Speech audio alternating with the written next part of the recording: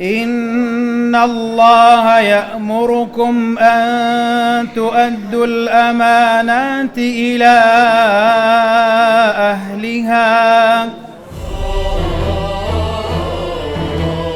ریپر بیل چتون یار کاروان هر دقات هوار اوی استخون و تاوان دبیت رستی برچا ئێستاش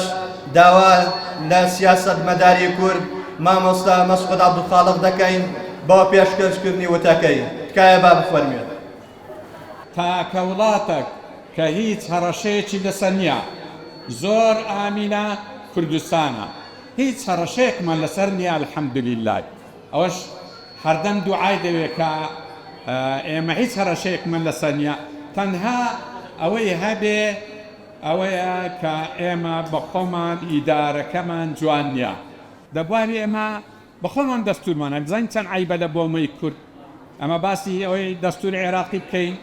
برێ جێبەجێ کرایان جێبەجێ نەکرایە، بەڵام بە خۆشمان دەستورمان نەبی تاکە دەستورە لە منتیقەکە و لە تاریخی عێراق کە مافی کوردی زۆر تێدایە. شتێکی خۆش تێدایە کە ڕەنگە بە دکتۆر ڕعدی بکرێت لە بەغدا. ئەیژەوەیە لەو دەستورەی تەسبیت بووە بە هیچ ناوعەک حیزبی چەکدار ڕێگەی نادێت.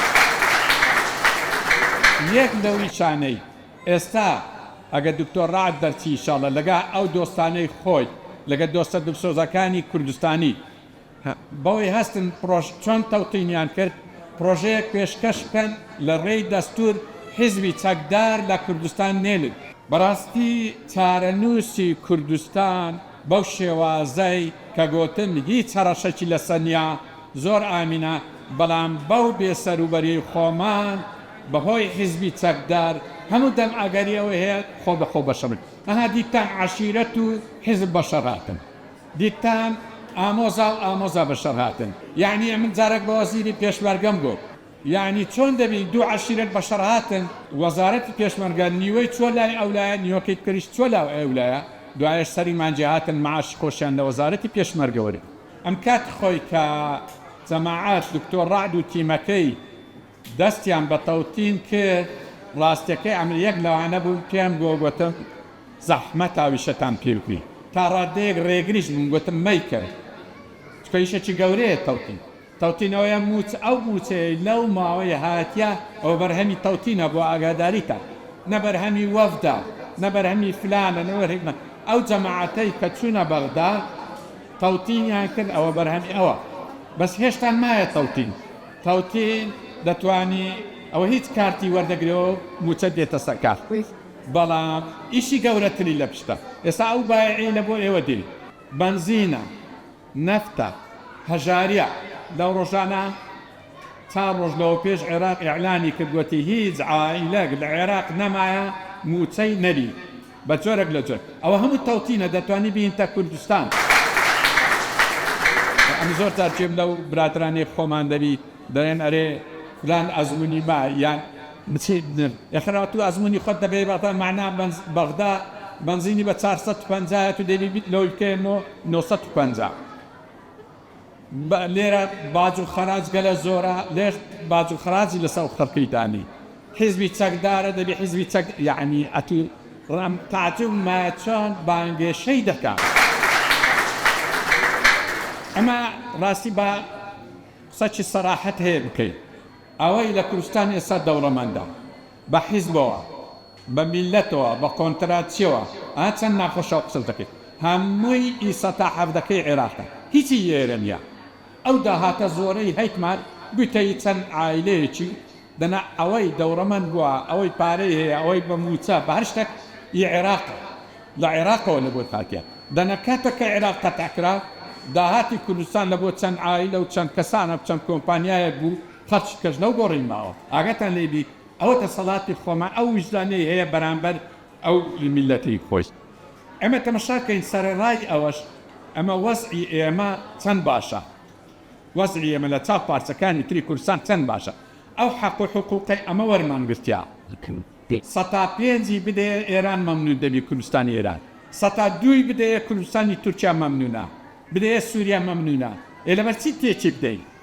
ئەمن تەعجبیم لە قیادەی خۆماندەری عاشقی ئەو نوع کەسانی حەول و تەقەلات لە ئەو وەزعە گەورە باشەی ئێستا کە لە بۆ کورد هاتیە بە شایەتی هەموو دنیا بیگۆڕتەوە بە نیزامی حکومەتی کە هەتا ماوە چ ڕەنگە لێمان قوول بکەن قەت لێمان ناگرن ئەمە پێشمەرگەمان هەبی ئەوانە بێنە سەر حکم ئەوی ئەو برادرانەی ما ئەو قیادەی ما کە ڕێی لەسەرە نایلن ئەمە پێشمەرگەمان هەبی نایلن ئەوەی ئێستامان هەبی نایلن دیبلۆماسیەتمان هەبی نایلن هەتا ئەخیری دەمانجێڕنەوە سەر ئەوەی کە ئەمە سەر بە مرکزیەتی بەغدابین وەکو جاری پێشوو قسەک هەیە یەکەم جارە ڕەنگە ئاشتای بکەم ئەو حکومەتەی لە پاش 2003 دروست بووە بێجگە لە فترەی کەمی سەردەمی مالیکی نەبی تاکە حکومەتە لە تاریخی عێراق دەزوەردان و معامرە لەسەر ئیقلیم ناکە تاکە حکومەتە ئەوە بە هەموو کەس بزانی هیچ دەستێوەردانەکی نییە ئەگەر دەستێوەردان بکە ئێستا زۆربەی عەشیرەت و ئەوانەی دەوروبەری دەسەڵات دەبنە حەشتی کوردی ئاگاتان لێبی بەس چاکە الحەمدلله هیچ دەستێوەردان چێت لەبەر هەیە مەجالێکی زۆر هەیە مەجالێکی زۆر باشەیە ئەوانە بچنە بەغدا ئیشی زۆر گەورەتر بکەن وا بکەن موچە یەکجاری تەسپید ببی ئەو بایعی هەیە لە کوردستان نەبڕێ وا بکەن بەنزین لە کوردستان بکتە 450 دینار غاز بدرێ وا بکەن کیمیایی بدرێتە فەلاح گەنم و جۆی لێ وەربگیرێ ئێستا لە بەغدا هەرچی نەخۆشی درێژخایەن هەیە معاشێکی لە بۆ دەرچووە ئەدی لە کوردستان ناوەڵ هەر لێت وەرەگیری ئەسڵەن ئەوەی نەخۆشی هەبی لە کوردستان دەبی خانی بفرۆشی ماری وێران دەبی ئەوانە هەموو هەیە دەبی ئینشاءالله ئەوانە ئیشی زۆر گەورە بکەن لەسەر مادەی 140 لەسەر پێکهێنانی مەجلیسی ئیتیحادی لەسەر کۆمەڵێک حقوقی گەورە هەیە کە مەجال هەیە وەرگیرێ و دەرفەتی دووەلی ئیقلیمی ناوەخۆی عێراقی زۆر لەبارە لە بۆ ئەو حەق و حقوقانەی کورد و لە کۆتاییدا ئینشاءالله میلەتی کورد و کوردستان هەر سەلامەت دەبی و سەلامەت دەبی وەسەلام عەلەیکوم وەڕەحمەت الله وبەرەکاتوه.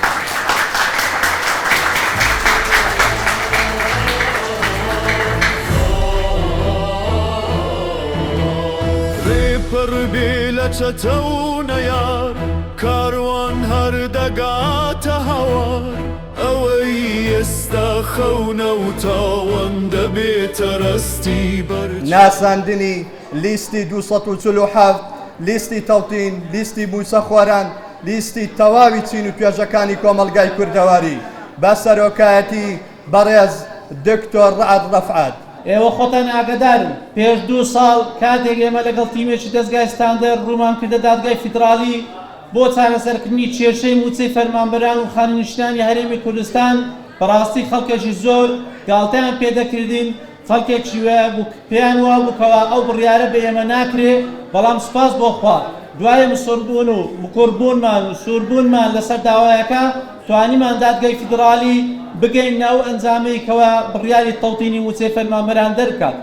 دیارە بڕیاری تەوتینی موچەی فەرمانبەران تەنها تایبەت نییە بە موچەخۆران بەڵکو گشت پیشەوەران و کاسبکار و بازرگانانی هەرێمی کوردستانش لێ سوودمەند دەبن. ئەو بڕیارە تایبەت نییە بە چین و توێژش دیاریکراوە بەڵکو بژانەوەی ئابووری هەرێمی کوردستانە بەگشتی و خەڵکی موچەخۆر و کاسبکاریش بە تایبەتی. ئێمە دوای ئەوەی کەوا چەندین فشاریان کردە سەرمان و چەندین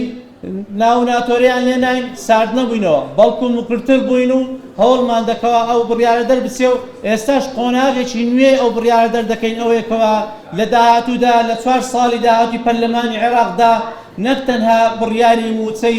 تەوتینی موچەی فەرمانبەرانی هەرێمی کوردستان بەڵکو هەوڵ دەدەینکەوە گشت ئابووری هەرێمی کوردستان بژێنینەوە و هەوڵ دەدەینکەوە خەڵکی چیتر ئەو نەهامەتی توش نەبێتەوە و چیتر هەواڵی بەپەلە نەبێت موچە هات و موچە نەهات وەسیتر یاری بە عەقڵ و هەست و نەستی موچەخۆران و کاسبکەرانی هەرێمی کوردستان نەکرێت و هەموو فەرمانبەر و موچەخۆر و خانە نشین و تەنانەت ئەو کەسانێکەوە سوودمەندی تۆڕی کۆمەڵایەتینە ڕاستەوخۆ 30 ڕۆژ جارێک موچەکانیان بێتە ناو مۆبایلەکانیان بێ ئەوەی کەوا منەتی هیچ حیزب و کەسێک و دەسەڵاتێک بزانن. بەڕێزم ڕۆژی 11 ڕۆژی ڕەفراندۆم و ڕاپرسیەکی گەورەی هەرێمی کوردستانە کەوا ئایا دەتەوێت موچەکەت لە بەغدا ڕاستەوخۆ بێت و کێشەی موچە نەمێت و قەیرانی دارایی نەمینێت و هەوڵ بدرێتەوە سەرانە و گومرگ و باج و ڕسوماتی زۆرێک لەسەر فەرمانبەران و لەسەر کاسبکاران نەمێنێت، یان ئەوەیەکەوە دەنگ بدەیت بە لیستی دەسەڵات، لیستێکەوە دەیەوێت هەموو ئەو قەیرانانە بمینێت. بەڵکو من دەتوانم پێتان بڵێم لە دوای هەڵبژاردننی 11 دەسەڵات پلانێکی زۆر گڵاوی هەیە بۆی کەوە دەوێت موچە زیاتر کەم کاتەوە و هەڵ دەداکەوە موچە بکاتە 3 مانگ جارێک لەبەرەوەی ئەگەر هات و دەنگێکی زۆری هەیە ناخوا نەخواستا. بۆیە بەڕاستی 11 ڕۆژی ڕفراندۆمە، ڕۆژی ڕاپرسیە بۆ گشت موچەخۆران و خەڵکی هەولێر کەوا دەنگ بدەن بە لیستی 247 بۆی کێشەی موچە و نەهامەتەکان کۆتایی بێت و بمبڕ بێت. من لێرەدا دەمەوێت بۆ یەکەم جارە چیرۆکی دوای تەڵتینتان بۆ ئاشکرا بکەم. کاتێک بڕیاری تەڵتینی موچێ فەرمانبەران لە دادگای فیدرالی دەرچوو، ئێمە وەکو ستافی تیمی سکاڵاکارین دەستگای ستاندەرد چووین بەرەوپێری سەرۆکی دادگای فیدرالی حاکم جاسم محەممەد عمێری سوپاسی بکەین بە ناوی گشت فەرمانبەران خۆشحاڵی خۆمان دەبڕێ. بەڕاستی ئەویش گوتەیەشی کرد تا ئێستاش کاری تێکردومە، ئەوە بکەوە گوتی ئێمە فشارێکی زۆرمان لەسەر بوو لەسەر دادگا بۆی کەوا بڕیاری تەڵتینی موچە دەرنەکەین، بەڵام ئێمە جێمان نەدا ئەو فشارانە و هەرچی لێکەوتەشی هەبێ ئێمە جێی نادەینێ، بۆیە بڕیاری تەڵتینی موچەمان دەرکرد بۆی کەوا موچەخۆرانی هەرێمی کوردستان چیتر لەو نەهامەتیە بەردەوام نەوێت و موچەکانیان چارەسەر بکرێت. بۆیە ئێستا وەکو سوپاسگوزاریەک پێویستە هەمومان دەنگ بدەین بە لیستی 247 لیستی تەڵتین وەکو سوپاسگوزاریەک بۆ ئەو داوەرە بەڕێزەکەوە بەڕاستی هەرچی فشار بوو لەسەرە خۆی گوێی نەدایە، بەڵام لەگەڵ ئەوەشدا بڕیارەکەیان دەرکرد و هەموو موچەخۆرانی هەرێمی کوردستان دڵخۆش بن. بەڕێزان، ئێمە هەولێرمان کردوتە چەقی گۆڕانکاری و پێمان وایە گۆڕانکاری تەنها لە هەولێر دەکرێت و تەنها بە هەولێریەکان دەکرێت. خەڵکی هەولێر بەوە ناسراوەکەوە قسە ناکات، بەڵام هەردەم خاوەن کردار و خاوەن هەڵوێستی خۆی بووە لە ڕۆژی تنگانە لە کاتە پێویستەکان خاوەن هەڵوێستی خۆی بووە و هەڵوێستی خۆی نواندووە. بۆیە ئێمە پێمان وایەکەوە لەو هەڵبژاردنە لە هەڵبژاردننی پەرلەمانی عێراقەوە لە 11 ئەنجام دەدرێت خەڵکی هەولێر بێگومان هەڵوێستی توندی دەبێت بەرامبەر ئەو دەسەڵاتەی کەوا چەندین ساڵە زوڵم و ستەمی لێ دەکات و دەنگ دەدات بە لیستی 247 چکە پێی وایە لیستی 247 خۆی خاوەن پرۆژەی تەڵتینە و خۆی دەتوانێت جێبەجێکات و ئێمە پێمان وایە تەنها تەڵتین جێبەجێ ناکەین، بەڵکو زۆر لە کێشەکانی کەوا لە هەرێمی کوردستان بە تایبەتی کێشە دارایی و ئابووریەکان دەتوانین لە ڕێگەی عێراقەوە چارەسەر بکەین. کێشەی جوتیاران، کێشەی پیشەسازان، کێشەی بازرگانان، کێشەی گومرگ، کێشەی ڕسومات، کێشەی گرانی ئاو و کارەبا لە هەرێمی کوردستان ئێمە هەوڵ دەدەینکەوە لە ڕێی پەرلەمانی عێراق بڕیار و یاسا دەرکەین بۆ ئەوەی کەوا گشت ئەو خزمەتگوزاریانە هاوتا و هاوشێوەی هەموو خزمەتگوزاریەکانی عێراق بێت و باج و ڕسوماتەکان کەم بێتەوە. بەڕاستی من لێرەدا خاڵێک پێ گرنگە ڕۆلی بکەمەوە. من زۆر دڵخۆشم بەو پێشوازیە گەرمیەکەوە لەیان خەڵکەوە لە لیستی 247 کرایە و ڕۆژانە خەڵک پەیوەندیمان پێ دەکات، نامەمان بۆ دەنێرێ، ڕاستەوخۆ قسەمان لەگەڵ دەکات کەوا پشتیوان و پشتگیری لیستی 247 دەبن، چکە پێیان وایە لیستی 247 دەتوانێت چارەسەری کێش و قەیرانەکانی هەرێمی کوردستان بکات و دەزانن ئێمە هەم پێمان دەکرێت و هەم دڵسۆزین بۆ خەڵک و گەلەکەمان، هەم دڵسۆزین بۆ خاک و خەڵکەکەمان. بۆیە ئێمە بەڕاستی چاومان لەوەیەکەوە لە بەرواری 11 لیستی 247 زۆرترین دەنگ بهێنێت لە هەولێردا، چونکە ئێمە پرۆژە و پلانی گشتگیر و وردمان هەیە بۆ چارەسەرکردنی گشت کێشە و قەیرانە دارایی و ئابووریەکانی هەرێمی کوردستان. و لە کۆتاییدا زۆر سپاسی بەڕێزان دەکەم کەوا ئەرچیان کێشە لە شوێنی دوور هاتون ئەو کاتیان تەرخان کرد لەگەڵ ئێمە کەوا پێکەوە بتوانین لەو هەوڵدا کۆبینەوە باسی بەرنامە و پلانی خۆمان بکەین و زۆر سپاسان دەکەم.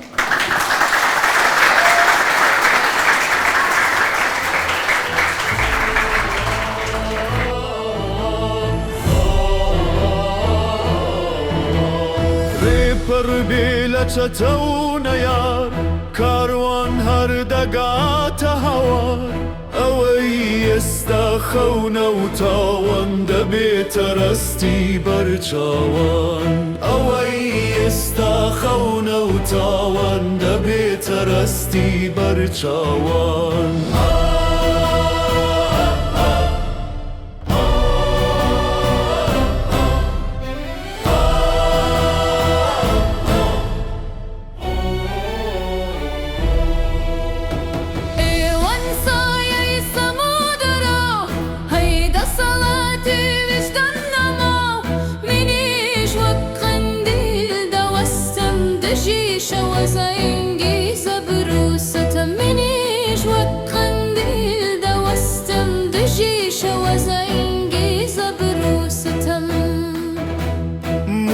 خۆر و کاسب و خانەنشین